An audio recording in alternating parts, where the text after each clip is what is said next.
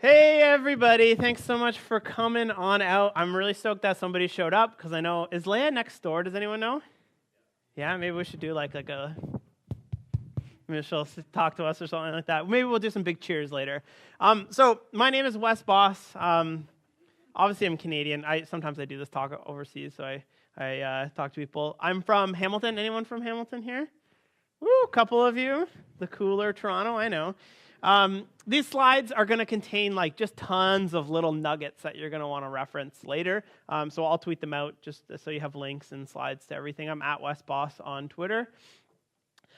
So I have a whole bunch of training series. That's pretty much what I do for my job. I teach at a place here in HackerU, as well as I create video courses online. Has anyone ever taken maybe one of my free ones before? A couple of you? Awesome. So I just released one a couple of months ago on ES6, and that's really what this talk is going to be about. I just re-released my React.js course. I've got a book on Sublime, command line, Flexbox, all kinds of stuff. So if you're interested in learning anything, there's chances are I might have a tutorial around it. But today I'm going to talk to you about ES6, which is the next version of JavaScript. It contains a whole bunch of updates to the language, and it's stuff that we're going to be able to start using today. So what this talk is really about is I'm just going to dip into I don't know, 7 or 8 pieces of ES6. ES6 is just massive. It's huge. There's no way I could cover all of it, but I'm just going to dip into some of the stuff that you might want to start using today because it's actually really handy. So we're going to start with some of the life makers. These are some of the updates that comes to JavaScript, and you're finding oh, yes, this makes my life really nice. And then we'll dip in some more of the advanced stuff where you might not even know where you want to use that. So first is let and const. We have 2 new types of variables in JavaScript. Previously, we just had var. Now we have var, let, and const. And there's even some people of the camp that say, myself included, that you never will have to use a var again. And I'll show you why. Var variables are function scoped, and let and const variables are what are called block scoped. And let's take a look at an example here. I've got this dog variable here, Snickers, and then I've got a function where we have a dog variable called Hugo. If I run that function to set the variable and I alert dog, what are we going to get? Snickers or Hugo? We get Snickers. Why? Because this second variable, var dog equals Hugo, that is function scoped. It's only available inside that actual function. And if there's a var variable above that, that's globally scoped, and that's what's going to be available to the code below that actual function, even after you call it. Now, let's look at what block scoping means. Anytime that you have a set of curly brackets, that is what block scoping is. So any variable declared inside a set of curly brackets, I like to think of them as fences because they are keeping the variables in.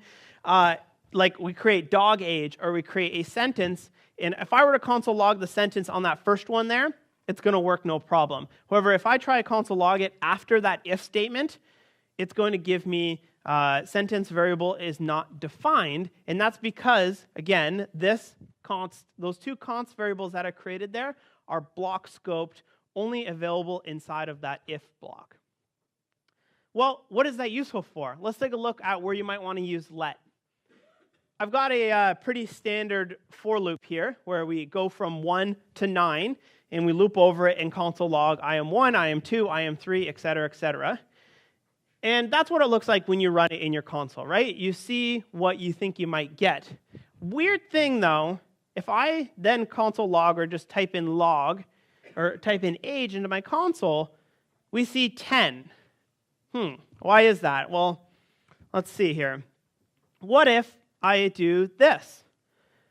For var, the same loop, but inside of that loop, I do some sort of deferred action where maybe I do an AJAX request, and then when the AJAX request comes back, I need to use that variable to reference that, to store that data based on the key. Or in this case, I'm just using an interval. Like after 200 milliseconds, after some time has passed, I need to use that variable. What happens there? What? I am 10 years old. That doesn't even make sense. First of all, we just went from 1 to 9. We didn't even touch 10. And it does, I am 10 years old, 9 times over. And why is that? It's because age, when we use that sort of loop, age is been varred, and it is globally scoped By the time that we get around to console logging that variable, it's already been updated because you're like, I am 1 year old. Immediately, I am 2 years old. I am 3 years old. It's looping over and over it again. So let just makes this so much easier. So we change the var to let. That's all you do. And then because let is block scoped, you have this like closure here where you can access that variable and you get a new age variable for every single block, right? And you can come back and use that variable after 200 milliseconds or after an AJAX request or after a promise, and it's not going to have to change. Finally, that's what it looks like. We get them all 1 to 9, and then we don't get this if I go back, this one right here. If I type in age into the console, you don't have a global age variable. Because let is only scoped to that block, the function or window or whatever is a parent of that code doesn't have that leakiness where that variable age were to go out. And that's really nice because sometimes you might only want to use that age variable, or more recently, people do it with an I variable. You have another one that requests an I variable as well, and they start to overwrite each other. This is much more neat, and nothing leaks out for you. Const is exactly like let in that it is block scoped. However, const variables cannot be changed. And if you know anything about const, you're like, well, actually, Wes, one sec, give me a sec. They can't be changed on purpose. So if you were to make a string and change it. They can't be changed by accident, like you got an API key and you try to make another API key variable by accident. It will yell at you for doing that. It's still block scope, like we talked about. However, a lot of people think that const means it's immutable, meaning that like once you put something in that variable, nothing about that can be changed, and that's not true. So let's take a look at an example to explain what I mean here. I've got this West variable, and it's got some properties about me. I was born, I was 7 inches high or something like that, like crazy. My hair color is brown. However, over time, properties about me will change. I'm still Wes, right? I'm still the same person that was born, but properties about me will continually change, right? So using const makes sure that we cannot wipe out an entire variable or rebind it. However, you can't do it by accident. You can't do it on purpose. Maybe like a new Wes was born, because that's a popular baby name now, and you want to overwrite it. You're not allowed to do that. However, things on Wes may change over time. If you want to make sure that it's all sealed up, we have another one called object.seal, and that will make sure that all the properties inside of your object cannot be changed as well. Let's talk about template strings, because everybody sucks at concatenation. How many times have you tried to you got 8 variables, and you need to put them in a string, and your whole afternoon is shot because you can't find the closing quote, right? It sucks. So we've got single quotes, we've got double quotes. Now we have backticks in JavaScript. And backticks are a new way to declare a string, and they come with a couple benefits. So the old way we would have done it is this whole song and dance where you close the string, you concatenate it on, et cetera, et cetera. The new way, what we do is you use backticks for your strings, and then you're allowed to use this new syntax, which is $curly bracket, and that will allow us to pop variables right inside of our strings without closing them. Now, if you've come from any other language in the world, every language has that, except for JavaScript. Now we finally have it. However, it does a couple other things. You can also run JavaScript right inside of those template strings right here. So instead of creating a dog years variable and then popping it into my syntax, I've just done away with it and done the math on the run. Or you can use an existing function right inside of that. So if you've got a function that returns a string or anything like that, you can just run it inside of your template string.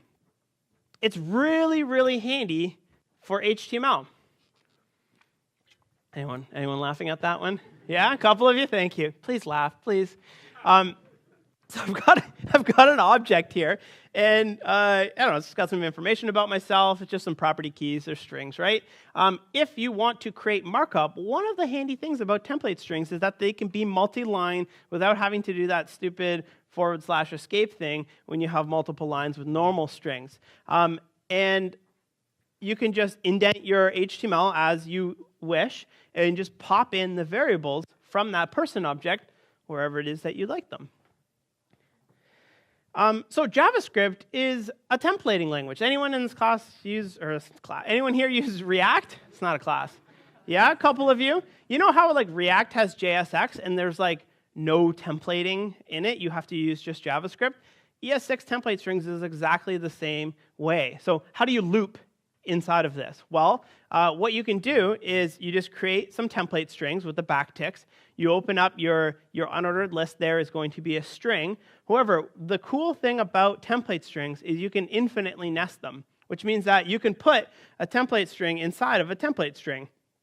And what I'm using here is I'm just using I'm using JavaScript's map function to loop over every single dog. And for each dog, I'm going to return not the dog object, but a new string, which is a list item and has all the information about that dog in it. So that will just give us HTML as we are used to. Then you can also use if statements with the ternary operator. So here I've got a song. It always has a name and it always has an artist, but sometimes your song has a featuring.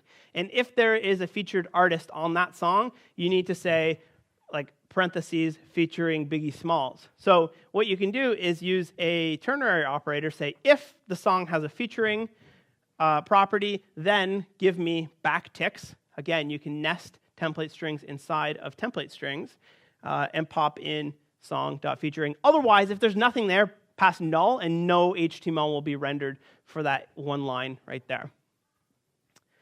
You can also use render function. So if it's too big, you can shell it off to a separate render function. So here I've got a beer with two properties, the name of the beer, the brewery. However, I've got a bunch of keywords that I need to render out into an unordered list. How do I do that?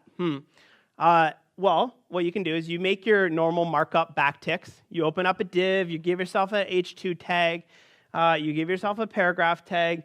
However, when it comes to rendering out the keywords, rather than doing that loop right inside of there, if it's like a lot of work, you can shell it off to a separate render function. So I've made a function here called render keywords.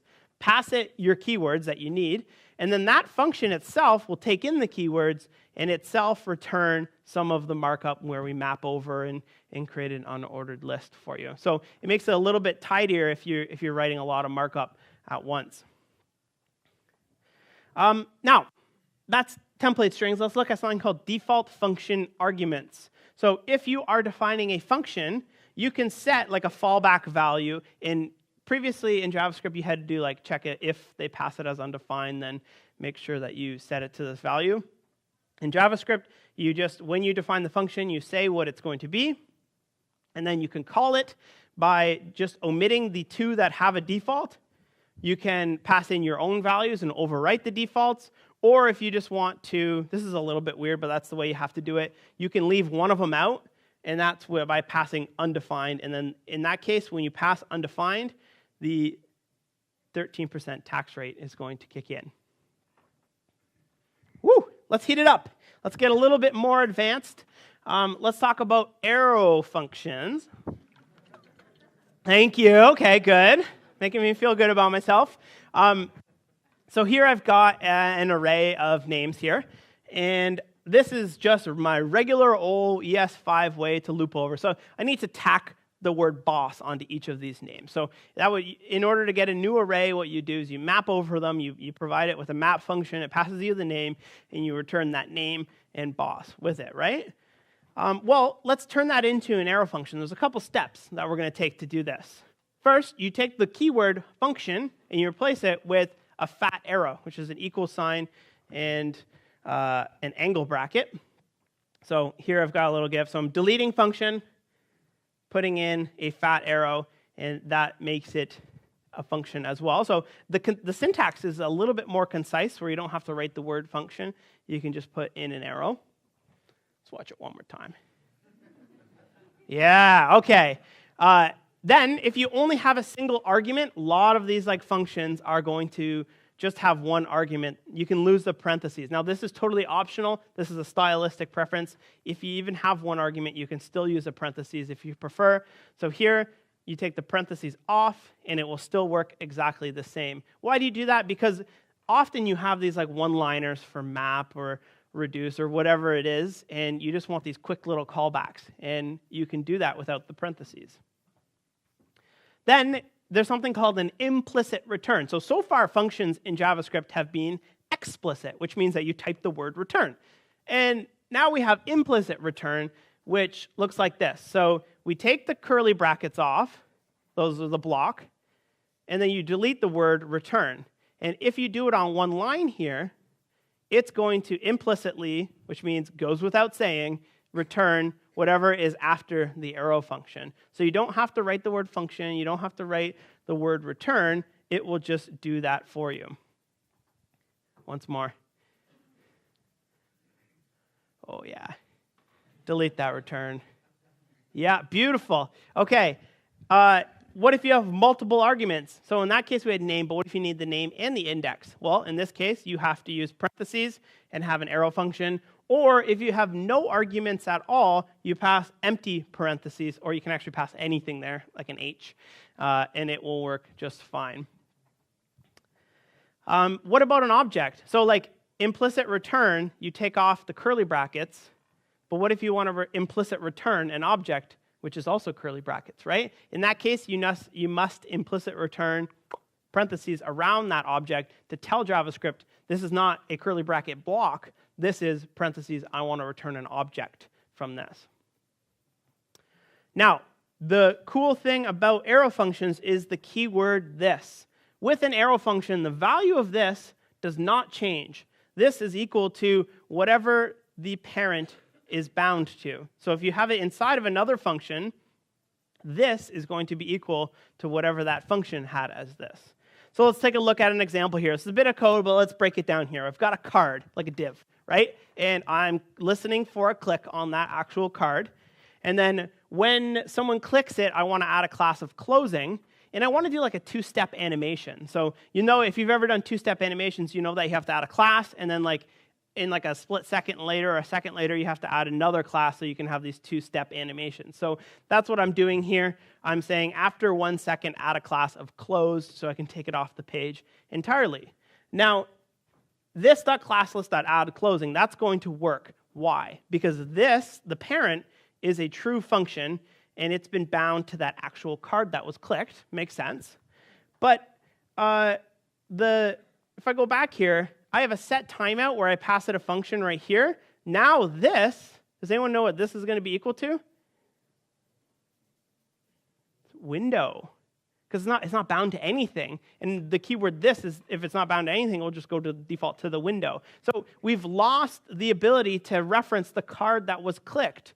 So this is what people do. They say var self equals this, like above the function. And then they go into the function, instead of saying this.classlist.add, they say self.classlist. Or they say var this equals that, or that equals this. And there's a whole bunch of like tricks that you can do around it. However, with an arrow function, since arrow functions do not rebind the value of this, it's not changed. So we can just go into our function, replace it with an arrow, and all of a sudden, it's an arrow function, which means that this is still equal to whatever the parent was bound to, and it's equal to that card that was clicked. Cool, eh? Mm-hmm. Let's talk about enhanced object literal. Object literal is essentially, that's a big word. I didn't know what that meant for the last one. That means when you put curly brackets to make an object. That's what object literal means. So if you have properties and variables that are the same name, you can do something like this. You've got a whole bunch of variables, first, last, age, and breed, and you want to stick them in an object. How many of you have done this before? First, last, age, breed, right? You just need to put them all. We've all been there before, and it seems like, well, this doesn't seem right, but it is, right? However, with ES6 now, you can just pass the variable name, and the property name is going to be derived from whatever that was. So that's the same thing as saying first, but you just pass first, last, age, and that's going to put a property with the value of that variable. And then if you have other stuff, like friends, you can just add it on to the end. There's nothing that you couldn't do in old objects that doesn't go along with these as well. Method definition. So if you've ever had a bunch of methods on an object, you can simply just delete the word function and delete the colon there, and it will be a true function. A lot of people try to put arrow functions on their methods, but you don't just use arrow functions willy-nilly because you often still need the keyword this to be bound to whatever it is you're calling it against. So in this case, that is still a true function. That's not an arrow function, but it's a method that lives inside of our modal object here. Tooling. So like it's cool to talk about all this like really cool ES6 stuff, but can we use it today? And the answer is pretty much yes. So there's like 2 steps that you need to take if you're writing ES6 and still supporting IE4 or something ridiculous like that because your boss doesn't understand and you need to still use it, right? So transpiling will take your ES6 code and compile it down to JavaScript. So you're compiling JS to JS, but it will make it into ES5, stuff that works in all the browsers today. And then you use something called Babel Babel? It's Babel, but that's wrong. It's like GIF and GIF. So that's what it looks like. You write a whole bunch of your Babel on the left, and then it's going to kick out the equivalent in ES5 that's going to work in all the browsers. Then there's new features. So ES6 is not just syntax. There's a whole bunch of new features. There's a whole bunch of new methods. There's all kinds of new stuff. And that stuff isn't transpiled because it's still valid JavaScript. However, some of these methods might not be available in older browsers. So that's where you use a polyfill to fill in those for the old one. So you can use the baby polyfill, or the polyfill.io is also a really nice one where it will just check the browser to see what needs filling in. Then there's some stuff in ES6 which just can't be polyfilled because it's just too advanced. Proxies is probably one of the biggest ones that you want to start using today, but you have to wait for the browsers. But it's only a matter of time before we can get those in. Let's talk about the deep end now. First one is something called destructuring, which it does a whole bunch. It does like there's all kinds of different stuff that destructuring will do, and it's often hard to look at one example and understand the whole scope of something. So let's spend some time on that. So put simply, destructuring allows us to create and assign multiple variables in a single line of code, and that works with both objects and arrays. So let's say I've got a person object here, first, last, country, city, and Twitter, and I need to make a couple like legit variables out of that object. What we can do is, well, what you probably have done before is you create a variable first, you say equals person.first. Twitter, person.Twitter. How many of you have done this where you've got like 8 or 10 lines of code where you're just like making a shorter variable name of what it is because maybe you're using that variable 6 or 7 times in your code and it sucks to write the long form of it. And then you have 3 lines, 3 variables. With destructuring, what you can do is on the left hand of the equal sign, you can say const first, Twitter, and city. Now this looks like you're creating an object, but it's not. This is destructuring where we're creating 3 top-level variables, first, Twitter, and city, and we're taking them from person. What does person look like? First, last, country, city, and Twitter. So we are taking the first, Twitter, and city properties off that object and putting them into their own variables in one line, and we can just go ahead and use them from there on out.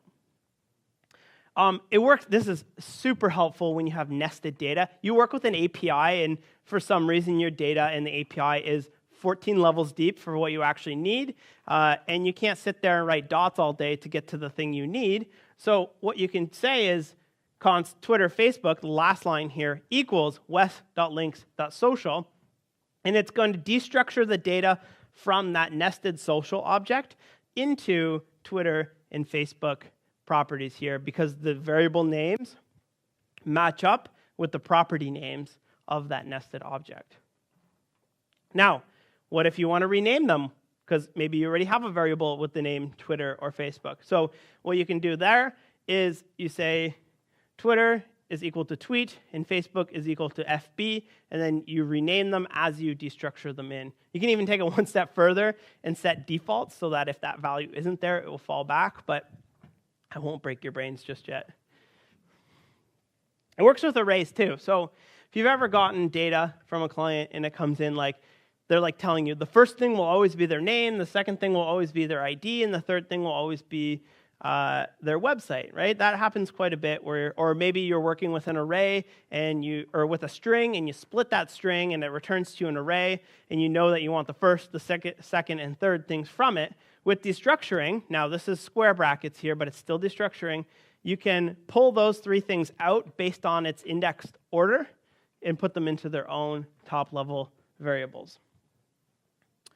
Another useful thing with arrays and destructuring is swapping values. So if you've ever had two variables and you need to swap the values between the two, you know that it's like, how does this actually work? Because you have your current variable, you've got your benched variable. Let's say there's two people trading off, and then you've got like a temporary or holder variable. And then you have to like put one person in the holder, switch the other one, and then restore the second one, and you look back at that and you go, what? I think that's right. I'm not totally sure though, right? Because it's a little bit confusing. With destructuring, what you can do is you take your current and benched variables here, and you can just swap them by, on the left-hand side, I'm destructuring. On the right-hand side, I'm creating an array. And we just say current is benched and benched is current, and they just swap each other's place without the need for that third temporary variable that you have there. Now, hold on. Why am I using let instead of const here? That's because we need to actually switch the values of the variables. And if I use const, I wouldn't be able to update the values in there. Turning multiple values from a function. So let's say I've got this function here called convert currency, takes in like $100, and it's going to return to me the amount in several different currencies, and then return to us an object of those currencies, right? Now, what you used to have to do is you would create a variable called rates, pass it in $100, and that's going to return to you this big object full of all the rates that you want. And then you could access them by saying rates.usd, rates.canadian, et cetera, et cetera. Now, with destructuring, you can destructure the object that gets returned from a function. So the convert currency function here, that returns that big old object that we were talking about. And then right away, we destructure them into their own top-level variables, USD, GDP, AUD, and MEX. What's cool about that is that you can just pick and choose the pieces that you actually want. So I just need Australian and US here. The other ones just get garbage collected and thrown away. Now, how much time do we have left? More than 10? Oh, flying. All right, sets. They're kind of like the arrays you may have always wanted. And sets, and there's also this thing called maps in ES6. It's a little hard to understand why you would need them because you've been using JavaScript for so long, and you just understand that things are either an array problem or an object problem. And I've sort of got like two new ones on the scenes, which is called sets and maps. Sets is kind of like an array. Maps are kind of like an object. So a set in ES6 is sort of like a unique array with a really nice API for adding, removing, and checking the items that live inside of a set. So to create a set, you say const students equals new set, and you just add the items with the .add API. So there's no stupid array API like pop, shift, and shove it or whatever. Whoever thought of that API, I don't know, but it doesn't make sense to me. They make sense, right? So .add, or you can just create it in one go by passing it an array or what's called an iterable into the actual set. What's really cool about this is that it's only unique data. So students.size, okay, I'm not sure why it's not .length, but it's .size to give you how many items are in that set. You can use .add, again, to add another one. And it's because I've already added Wes in this previous one, it's not going to add it a fourth time. With an array, you'd have to like check if it's in there. If it is, then you'd like pass by it. This, it's a lot. If it already has it, it will just add it again, and it's not going to increase the size of your actual set. You can use .delete. So how many times have you wanted to delete something from an array? You're like, okay, I want to delete the string Wes from this array. You got to find where it is, check that if it's there, and then you got to slice that array and put it back together so you have the new one. This one, you just say delete, and you don't care where it is. It's in the set somewhere, and it will delete it from there. You can also use clear to empty it out. Dot has, so you can check if something is in that array, so you don't have to do the weird dot index of. Thanks. You can loop over them. So in ES6, we have this for of loop, not for in, for of. It's really cool. Like, it handles almost everything except objects. And in this case, you can loop over a set with const student of students, and you can console log it. And again, curly brackets, so that's local to that actual curly bracket. Any type can be added to a set. So in this case, I've made an object called bad apple. You can add it, you can check if it's there, and you can delete it just by referencing the name of that specific object. Woo! That was a lot. I know I just rattled off like 7,000 things, and that's not even scratching the surface of what ES6 has to offer. It's the hugest update to JavaScript in a long, long time, and you better catch up because ES7 is coming, and it's going to be even bigger. No, I'm just kidding. It's only 2 things. So here, this is my ES7 talk right here. We're going to have dot includes on arrays, and we're going to have the exponential operator. That thus concludes my ES7 talk. So you have some time to catch up with ES6. I don't think we'll ever get an update to the language this big. There's just so much that has involved, and thank goodness, right? Because there's a lot to learn here. But it's definitely time to start. We've had this stuff in the browsers for a while, but we're at a point now where it works in all the browsers, and we can start actually using almost all of it right away, regardless of what our browser support looks like. So I want to say thanks so much. I think I've got time for questions. I do. 10 minutes. All right. Any questions? Yes? How does destructuring handle unidentified indexes? Oh, Undefined. undefined. You mean like when you have like an array with like something at place 2 and place 30, but nothing in between it? I think that it returns undefined. Yeah. Not quite sure, though. So I would assume that's what it would be. Sorry, I should repeat the questions too, I know. I got a sign here that says, repeat the question for the audience. Thank you. Okay, who else? Yeah? A set of objects. Yes, that's what... Let's go back to the example. That was a bad apple example. Here, so I created an object, and so any type can be added to a set, no problem, which an object is going to be a very common use case because you often have more data than just a string that you want to add to it. You have an actual object in there. I should say, though, that is for the actual object itself. So if I create another object with the same data inside of it, those 2 objects will still be added to the set because it doesn't deep check inside of them. It just checks for the reference to the actual object itself. Yep. Yes. Oh, great question. So, repeat the question. How do you debug? How do you set breakpoints and all the stuff you're used to? So, when you compile, transpile, when you use Babel and all this stuff, it gives you something called a source map. And a source map will point from where you authored it in your ES6 to where it eventually went in your ES5.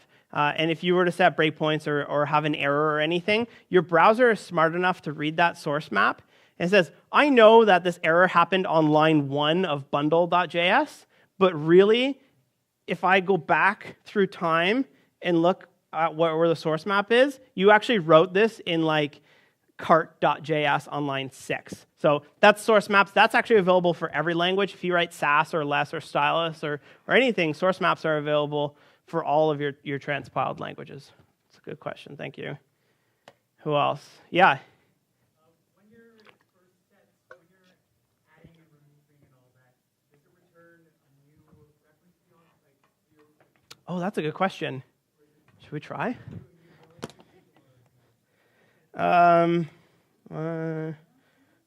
Wes equals new set. Wes.add, cool. It returns the set itself. So not like the length or the size or anything like that, the set itself.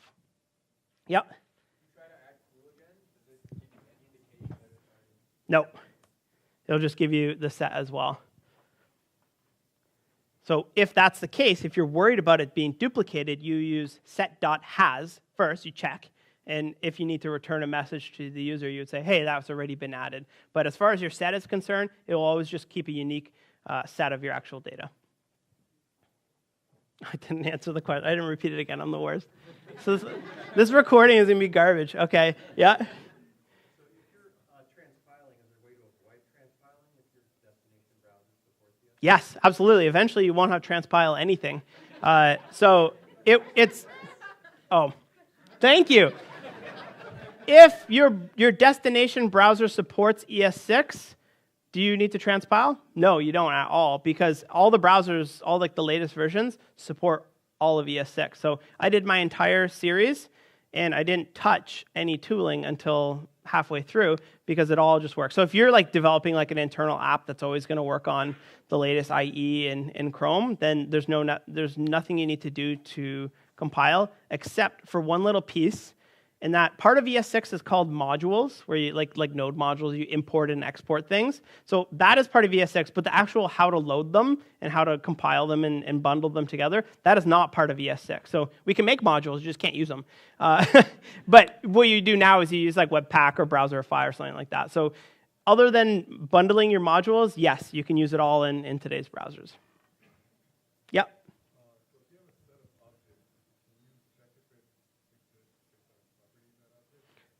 In that case, you would have, if you've got a set of objects, can you check if something is in there based on a sub-property? In that case, you'd have to use your for-of loop through every single one, and check if the current iteration has that property inside of it. Cool. Awesome. Yeah? With the set, can you use the array properties such as sum or all? No. Set contains none of the prototype stuff. Oh, come on, you heard that one. With a set, can you use any of the stuff that comes with an array, like sum and all that stuff? No, you can't. It doesn't come with any of the. It's its own thing. It doesn't inherit any stuff from an array. Even though it's kind of like an array, it doesn't inherit anything from the array. Cool. Well, thanks so much. I've got a whole bunch of stickers if anyone wants to slap them on their laptop. Come see me after, and thanks so much.